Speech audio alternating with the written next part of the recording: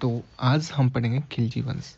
खिलजी वंश, ठीक है, खिलजी वंश जो कि 1290 से 1320 तक शासन करता है। तो वीडियो में आगे बढ़ने से पहले चैनल पर नए हैं तो चैनल को सब्सक्राइब कर लें, वीडियो को लाइक कर दें और शेयर कर दें। तो चलिए आज की वीडियो को स्टार्ट करते हैं। खिलजी वंश की जो स्थापना है वो इतिहासकारों ने खिलजी क्रांति का जो नाम दिया है। ठीक है जी, खिलजी वंश की स्थापना को इतिहासकारों ने खिलजी क्रांति का नाम दिया है और खिलजियों ने ही भारतीयों को जो है उच्च पदों पर नियुक्ति करने की जो परंपरा आरंभ की थी। ठीक है जी, खिलजियों ने ही भारत को उच्च पदों पर नियुक्ति करने की परंपरा आरंभ की थी। सबसे पहले आता है जलालुद्दीन फिरोज खिलजी। 1290 से 1296 तक लगभग 6 साल इसने शासन किया। खिलजी वंश का संस्थापक था जलालुद्दीन फिरोज खिलजी। इसकी राजधानी थी किलो खरी। इन्होंने जनता की इच्छाओं के अनुरूप ही शासन किया, यानी कि जैसे जनता ने कहा वैसे इन्होंने शासन किया और ये एक उदारवादी शासक थे। इन्होंने दक्षिण भारत विजय के लिए अपने भतीजे यानी कि दामाद भी था अलाउद्दीन खिलजी को भेजा। ठीक है जी, अलाउद्दीन खिलजी को भेजा और अलाउद्दीन खिलजी ने क्या किया, दक्षिण भारत को जीतकर वहां से अत्यधिक धन को लूट लिया। और जलालुद्दीन ने जब इसे धन का हिसाब मांगा तो इसने उसकी हत्या जो 1296 में कर दी थी। किसने? अलाउद्दीन ने। और कड़ा मेनकरपुर इलाहाबाद में जो उसकी हत्या कर दी गई थी। उसके बाद है जलालुद्दीन फिरोज शाह खिलजी, जो कि सल्तनत का पहला ऐसा सुल्तान था जिसकी आंतरिक नीति दूसरों को खुश करने के सिद्धांत पर आधारित थी। ठीक है, पर्शन का मतलब होता है खुश करना। जलालुद्दीन कहा करते थे कि मैं एक वृद्ध मुसलमान हूँ और मुसलमानों की रक्त बहाने की मेरी जो आदत नहीं है। उसके बाद है कि अलाउद्दीन खिलजी सबसे इम्पोर्टेंट है। ठीक है जी, खिलजी वंश का सबसे इम्पोर्टेंट राजा यही था जो कि 1296 से लेकर 1316 तक जो शासन करते हैं, लगभग 20 साल। और इनके बचपन का जो नाम था वो था अली गुरशास्प। ठीक है जी, गुरशास्प, अली गुरशास्प इनका बचपन का नाम था। उसके बाद है कि इनका जो राज्याभिषेक है वो बलबन के लाल महल में हुआ था और इसने सिकंदर की भांति जो कि विश्व विजय का अभियान चलाया था, अतः इसे द्वितीय सिकंदर या फिर सिकंदर ए शाहनी जो कहते हैं। किसको? अलाउद्दीन खिलजी को। अलाउद्दीन खिलजी अपने बारे में न रोज़ ना नमाज ना कुरान, फिर भी सच्चा मुसलमान हूँ जो है कहा करता था। इसने खलीफा के पद को जो मान्यता दी।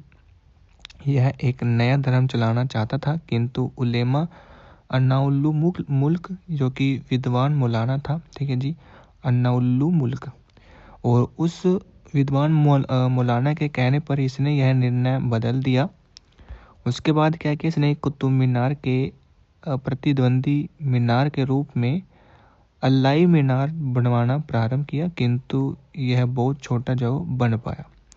इसने कुवत उल इस्लाम मस्जिद के प्रवेश द्वार के रूप में अल्लाई दरबार नामक जो दरवाज़ा बनवाया था। जो ये मस्जिद है कुतुब उल मस्जिद, इसके प्रवेश द्वार पर इसने क्या अल्लाई दरवाज़ा बनवाया। उसके बाद है कि मार्शल साहब ने इसे इस्लामी स्थापत्य कला के खजाने का सबसे हीरा कहा है। ठीक है जी, मार्शल साहब ने क्या कहा है? इस्लामी स्थापत्य कला के खजाने का सबसे हीरा कहा है। किसको? इस अल्लाई दरवाजा को। फिर क्या हुआ कि इसने मूल्य नियंत्रण के लिए बाजार प्रणाली को लाया और सार्वजनिक वितरण प्रणाली को लागू किया। बाजार प्रणाली किसने शुरू की थी? अलाउद्दीन खिलजी ने। इस तरह से क्वेश्चन बन सकता है। अलाउद्दीन खिलजी ने घोड़ों की पहचान के लिए घोड़े दागने की परंपरा और हुलिया लिखने की प्रथा लागू की थी। स्टार मार्क कर लीजिए क्योंकि यहीं से यही क्वेश्चन आपसे बनता है। उसके बाद है कि इसके शासक बनने के बाद 4 घोषणाएं कौन कौन सी हुई थी। नंबर 1 तो स्थायी गुप्तचर की स्थापना, स्टार मार्क कर लीजिए। दान में दी गई भूमि को खालसा भूमि या फिर सरकारी भूमि में परिवर्तन जो है उसको बोलते हैं। मद्यपान यानी कि नशा शराब पर इसने प्रतिबंध लगा दिया था। छोटे त्योहारों तथा अमीरों के मिलने पर प्रतिबंध लगा दिया गया था। ठीक है जी। उसके बाद है कि अलाउद्दीन खिलजी के आर्थिक सुधार कौन कौन से हैं। इसके समय 4 प्रमुख जो कर हैं वो लगाए गए थे।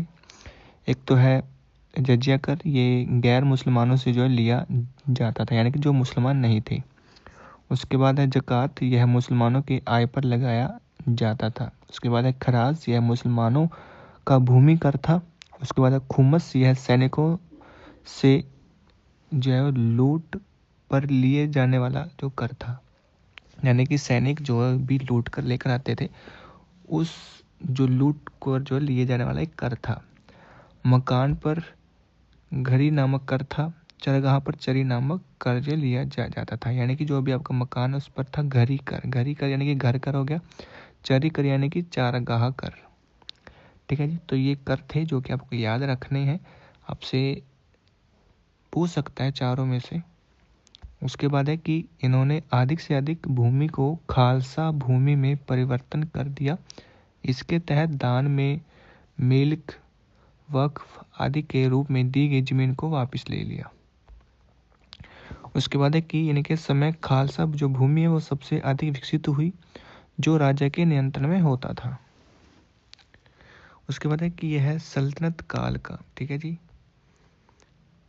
यह सल्तनत काल का पहला शासक था जिसने भूमि की पैमाइश जो करवाई और उसी आधार पर कर यानी कि टैक्स का जो है निर्धारण किया, यानी कि जितनी जिसके पास भूमि उतना ही वो कर देगा।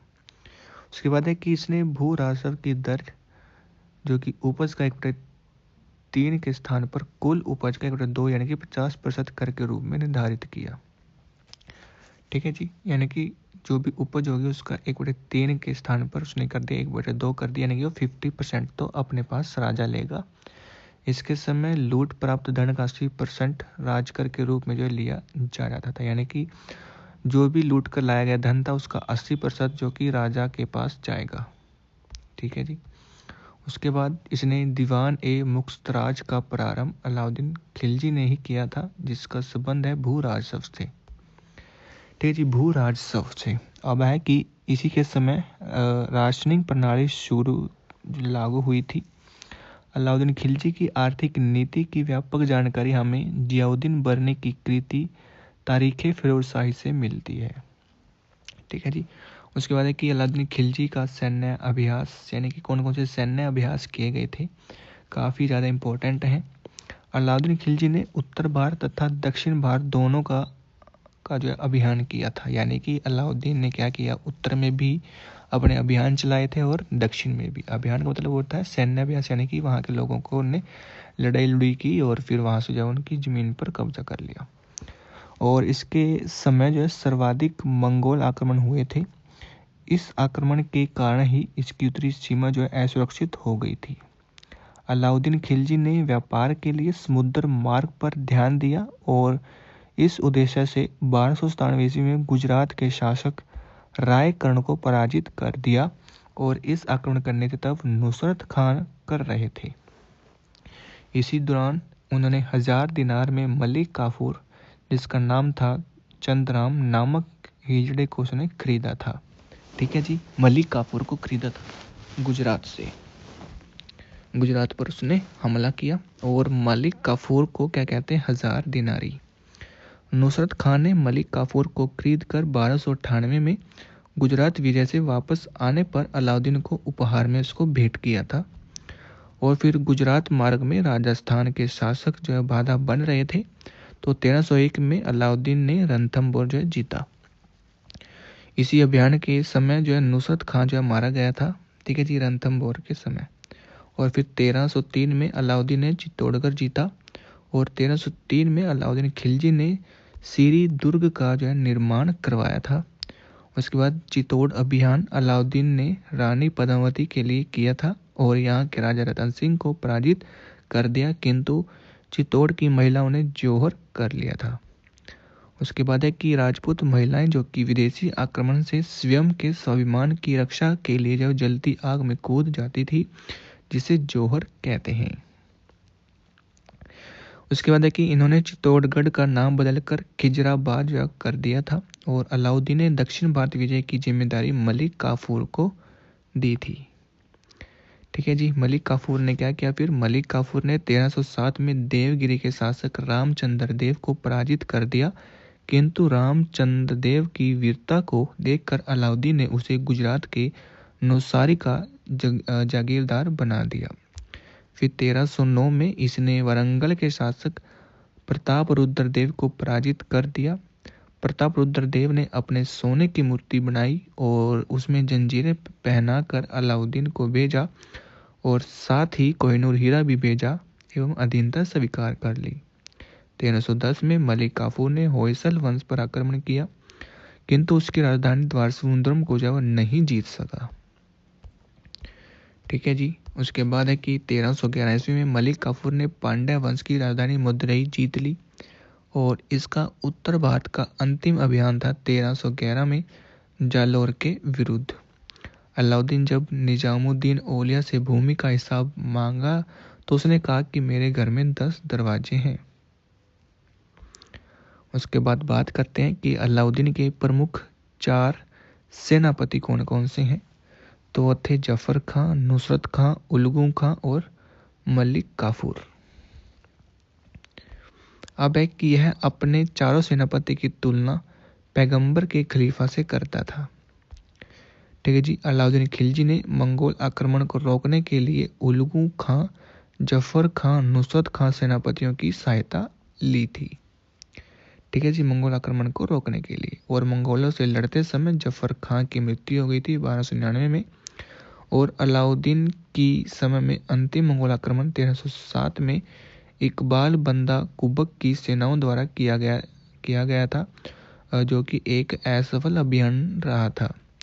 अलाउद्दीन खिलजी के समय मंगोल तथा सल्तनत के बीच, दिल्ली सल्तनत के बीच क्या हुआ? सिंधु नदी को सीमा बनाया गया। अलाउद्दीन खिलजी ने खलीफा के आदेशों की अवहेलना कर दी और सर्वप्रथम उलेमा वर्ग के प्रभाव से स्वतंत्र होकर शासन करने का जो श्रेय है वो अलाउद्दीन को प्राप्त था।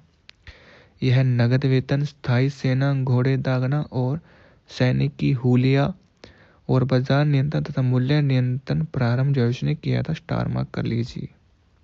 उसके बाद है कि इसी के शासनकाल में सर्वाधिक जो है मंगोल आक्रमण हुए थे। इसके समय दिल्ली में हाजिरों द्वारा विद्रोह किया गया था।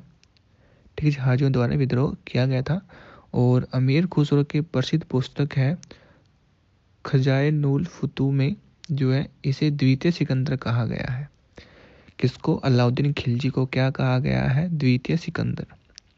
और द्वितीय सिकंदर कहा गया था और इसके जो मुख्य अधिकारी थे वो थे मुहतसिब। ठीक है जी, जो मुख्य अधिकारी है वो मुहतसिब जो वो कहलाता था। सीरी का किला, 1000 खंभों वाला महल और अल्लाई दरवाजा, जहमत खाना मस्जिद का जो निर्माण जो है अलाउद्दीन खिलजी ने करवाया था। दिल्ली यानी कि मंगोलपुरी में बसने वाले मंगोल को नवीन मुसलमान जो कहा गया था। इसके समय सेना का जो गठन है वो दशमलव प्रणाली के आधार पर किया जाता था। भारत में सर्वप्रथम अवशिष्ट वास्तविक गुंबद इसी के समय प्राप्त हुआ था। ठीक है जी, उसके बाद है कि घोड़े के नाल जैसा मेहराब का सर्वप्रथम प्रयोग है वो इसी के समय में किया गया था। ठीक है जी, और 1316 में अलाउद्दीन खिलजी की मृत्यु हो गई और उसे दिल्ली की जामा मस्जिद के बाहर मकबरे में जो है दफनाया गया था। उसके बाद नेक्स्ट शासक आता है कुतुबुद्दीन मुबारक शाह खिलजी। 1316 से 1320 यानी कि 4 साल शासन करता है और इसने खलीफा के पद को जब मान्यता नहीं दी। ठीक है जी, बरनी के अनुसार यह दरबार में कभी कभी महिलाओं के वस्त्र पहनकर आ जाता था एवं कभी कभी निर्वस्त्र आ जाता था। सेनापति खुसरो खां ने इसकी हत्या 1320 में कर दी और खुद शासक बन गया। खुसरो खां की हत्या गाजी मलिक ने कर दी थी। तो ये था आपका खिलजी वंश। नेक्स्ट वीडियो में हम जो है तुगलक वंश पढ़ने वाले हैं। ठीक है जी, जो कि 1320 से 1414 तक जो शासन करता है। तो उम्मीद करता हूँ आपको वीडियो अच्छी लगी होगी और जो भी फैक्ट मैंने आपको बताए हैं उसको अच्छे से याद कर लेना। ठीक है जी, यहाँ से कोई भी क्वेश्चन आपका जो है वो नहीं छूटने वाला। ठीक है जी, सभी क्वेश्चन जो आपके यहीं से पूछे जाएंगे। तो मिलते हैं नेक्स्ट वीडियो में।